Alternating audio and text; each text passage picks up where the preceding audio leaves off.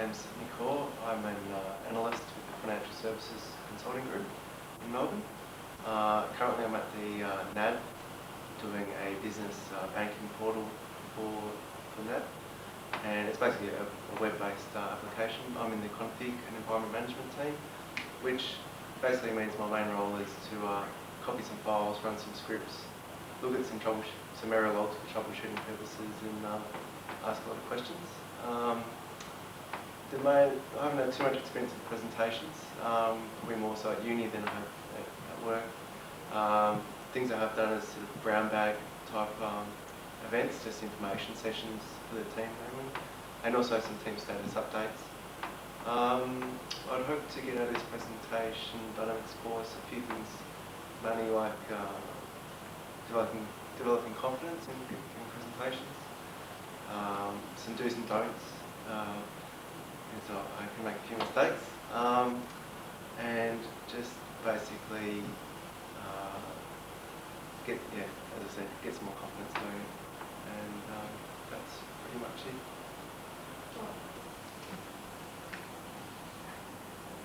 Okay, I think I can say with some conviction that I'm probably the only qualified motor mechanic in Accenture in all of the world. I basically decided at the end of, during my year 11, year 12 year, that I wasn't too sure that uni straight after school was going to be the right thing for me. I sort of had a belief that the experience you have in life also just as good as uni, and that going to uni straight after school, like a lot of my friends were going to do, I probably wouldn't have found the direction that I want, or maybe the right course for me, etc. I wanted to have a bit of a trade behind me, a qualification I could always fall back on. So I think the three main points as well that I probably want to derive out of that is that I wouldn't recommend, say, to my children or to some of my friends or anyone that you have to go and follow what the norm is or what your friends are going to do and everything. Be yourself, do what feels right for you at the time. And also that, okay, the high school time, year 11, year 12, that's important, but why can't we say that the years between 20 and 30 are just as important as well, and those experiences in life that you have then are also quite powerful and useful. So we don't always have to go to uni straight after school. Probably the third point that I've got to drive out of that is that there's really no, probably got two main ones, but I think also the thing that I found out of doing my apprenticeship is that I met some people that had really gone through life and had some amazing experiences, and for example, from opening their own businesses to travelling around the world in remote places and working on different things and meeting different people. So the relationships that they built up were quite powerful, and how they managed themselves.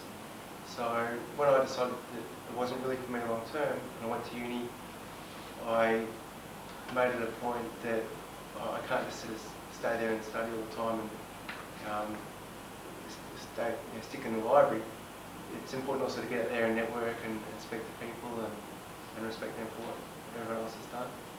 And I found out that that's come through, like when I joined Accenture. There's so many different great people here with different backgrounds, but it's also important to have, I guess, an appreciation for what they've got to say and their opinions, and that's probably getting a little bit off track here, but I think it's just, in closing, I think it's just important to do what feels right for you. Don't follow the pack just because everyone else.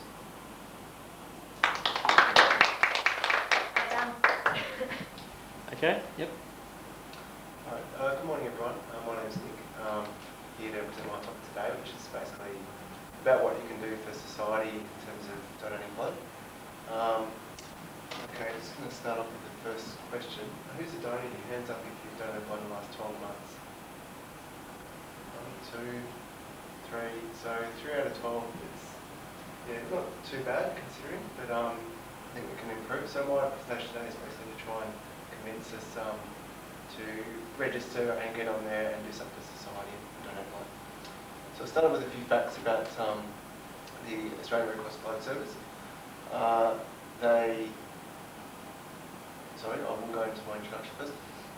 What I'm going to talk about today, making a difference. I'm going to have a quick video for you and say what you can do to help, and also what's in it for you, like why would you want to give up your time to donate, and just some closing words on how you can help save a life. So the Red Cross Blood Service coordinates donations Australia-wide. So whatever state you're in, doesn't matter, whatever capital city, and even rural. They've been around for over 75 years, so they do have a lot of experience and expertise in doing transfusions. And what really makes a difference for the blood service is that it's about getting your donations, like your blood donations and platelets and plasma, etc. It's not about making profits for the shareholders or anything like that. So they're in it for a good cause. Disappointing fact, less than 3% of Australians donate regularly, which means sort of say every 12 months. There are almost 500,000 Australians are registered, which is about 2.7%. But it's basically not enough. Okay, it's great that everyone's registered and all, but are they actually donating on a regular basis? Not so much. So constant efforts are required. They need campaigns to be pushed out. They need volunteers to donate their time because it's a not-for-profit organisation. And community awareness needs to be always at the forefront of everyone's mind, so advertising, etc. Each year there's 2,500 voluntary staff giving up their time and effort to try and get blood for our hospital patients and our emergency victims. And so I think if we can help those people out by donating, spending 2 hours each month donating, it makes all worthwhile for each of those 2,500 voluntary staff to donate their time and effort. So one blood transfusion can yield 20 products, which is pretty impressive. So it can go a long way in helping people in situations. And some recent areas where we can make a difference in Sydney. Little Sophie Delizio, 5 years old, already a victim of 2 trauma accidents. Without blood transfusion, she basically would have died. She wouldn't have been able to get through. That also goes for countless cancer and leukemia sufferers, many accident victims, whether it's something as severe as a severe road trauma or an accident around the home. You may need a blood transfusion. In this day and age, we're prone to terrorism attacks and that sort of thing, which we hope doesn't happen. But Bali bombings were an incident where the Red Cross Blood Service was called in to help out there. Natural disasters are another area which may be required for blood transfusions. So basically anywhere where hospitalisation is going to be an issue, we're going to need blood. So it only really takes an hour or two each month to basically give someone a lifeline, and one donation a month means 12 a year. That means 1,200%, not 120%, up on last year's efforts if you didn't donate at all. So that's a pretty big increase for us. So just have a think about it. I mean, what if your life depended on 1 or 2 donors? And it's a scary thought, but if we didn't have any donors at all, where would we be? Like, we'd have many people probably dying from cancer and leukemia that they wouldn't have to if we had donors helping out. Do you know how short we are? We've got a current rate of 3%. Regularly, do you know what rate we need to get up to, or what's the ideal to be able to cover the demand that we have? Yeah, unfortunately I couldn't find that information in my research, but I can have a look for it later on. But I do know that there's some regularity, like every sort of 3 or every quarterly Red Cross, they seem to put out a campaign saying we're critically low. So they will let us know. They do know how much is in their storage banks at the moment. So it's not something that can reproduce itself. There's always constant things required. So I can find out later on. So I mean, obviously, donate blood, save life. That's really great. But what else can it do for you? It can also provide a regular checkup. Okay, it's not. It's really no replacement for going and seeing a doctor or a GP formally. But if you do go along, donate, they'll test your heart, your blood pressure, they'll test your hemoglobin levels, which is not even how much iron you have. So 2 major things you can get checked up for basically for free, and which is a really good indication of how you are. They can also give advice on diet if needs be as well. So by doing that sort of checkup, you can help out your own heart condition. They check the iron levels, so if you have too much iron in your system, that could lead to issues with your heart. They'll let you know about that. You get peace of mind in donating. That's pretty self-explanatory. But also donating to a trustworthy charity. You know, these days we always hear every now and again fraudulent schemes with charities happening. You know, some guys pocketed millions and run off to the Caribbean. Not with donating blood. It's not something you can make money on. And I don't think Red Cross is involved in the black market at all. So Australia's pretty safe like that. New challenges: if you donate blood, then you can go and donate platelets and plasma, and you can really strive to, set a goal. Okay, I'm going to donate blood this year, so it's a challenge, like a New Year's resolution you could make. Good excuse to leave work early too. Client can't argue with you if you say, I've got to go and donate blood, I'm going to need to say a lie. That's pretty good. And basically something to just be proud of. So how can you help save a life? First thing, obviously, visit the blood service. As I said earlier, they're in all states and territories, CBD and rural. The blood service in Australia has one of the safest transfusion systems worldwide, so you can go there with peace of mind that you're not going to contract everything. The screening process is very rigorous. There are corporate programs available for convenience, so this is an area where the Red Cross has been modernising their efforts to make it worthwhile for busy citizens like ourselves. So they can, you can organise something with your organisation, so they can come to you basically, or you can go there as a group. You can even have competitions against other firms, which could be good for big corporations like Accenture. For more info, it's a simple free call, 131995. Visit the website, www.arcbsredcross.org.au. Search for blood. If you do a search on Google for Red Cross Blood Service Australia, you'll get it. In Melbourne CBD, they're just down the road in Burke Street. In the Sydney CBD, in Clarence Street, which I haven't been there, but I'm sure it's not too far from where we work. The thing to remember as well is that the stocks do diminish. They don't sit in there like in the bank, you earn interest on the money. It's you donate blood gets used, we need to reimburse those storage banks. So it's great that everyone can go and register. We have nearly 500,000 in Australia, but those people need to keep coming back all the time. And without those people coming back, the levels just go down. So you can also be a lifesaver many times over. One donation doesn't mean that's it for you. I think my father is up to 300 donations. If one donation saves 3 people, 900 people.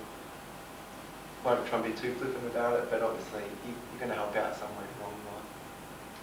So that's basically it. I've got a quick video for you to show. How long for you? What is it? Anyone have any questions in the meantime at all? Want to set it up? Once you donate blood, do you know what the rejection rate is for once you donate blood? Like, is it guaranteed that it's going to be going somewhere? Yeah. Okay, Crystal's basically asked, if you donate blood, what's the rejection rate going to be like? The Red Cross have a really, really stringent program, which might be off-putting for a few people if you've been to certain countries in the last 12 months, etc., what your lifestyle is. So, given that the screening process is very rigorous, chances of you being able to, if you live a life that fits in the requirements, your blood will be used. I'd say, I don't have an exact figure I can find out, but I would say that with that process, it would be pretty likely that they would use it. I think highly likely. So, unfortunately, I don't have figures at the moment.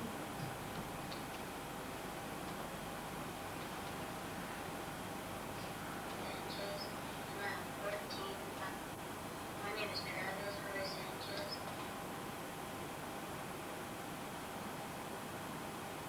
have a video of this from America, so I don't know that we've got the same here, but that's not a problem. I can walk you through it. There are blood services all around the world. In America, they're doing a very good drive also, and so the videos I was able to find were mainly from Americans, but it's all the same concept all around the world. So, yeah. I don't know whether I've got set. I don't think I've got set. That's okay. My name is Travis Sanchez, and I'm 14, and I'm a thalassemia major, and I get blood once a month because my red blood cells are abnormal. Before I have my transfusion, I feel weak and tiresome, and I don't feel like getting up and around a lot. And after I have it, I feel energized. I feel very active, like an energizer bunny. I'd like to say thanks for donating blood. All the blood donors donating blood to the people who need them. Because without blood, I wouldn't live. So that's just one example. Okay, it's American, but the same concept exists here. It's worldwide. So I urge you to get out there and register and donate blood so then you can get one of these fancy cards. And, thank you. You mentioned that, trying to think of a question. You mentioned that you can donate once a month. I'm a blood donor and I thought it was only once every 12 weeks. Well, from my experience, it's been once a month. I could be wrong, but for example, the way, the question was for everyone, can we donate once a month? I thought it was only 12 weeks. The way I've just done it is that the blood service will come around and they'll set up in a local hall, and they'll send me a letter pretty much, I believe, every month, and I've gone on there without a problem, but I may have been stuck, I may have missed a month, so I could be wrong. So I can try and find out the exact answer to that. But even if it's every 12 weeks, so that's every 3 months, that'd be 4 times a year we donate. So for most of us, that's 4 more times than last year. It's still a great improvement. And after you donate once as well, you can then go on and donate platelets and plasma as well, which can also go on to help in other people. Right, we'll wrap it up.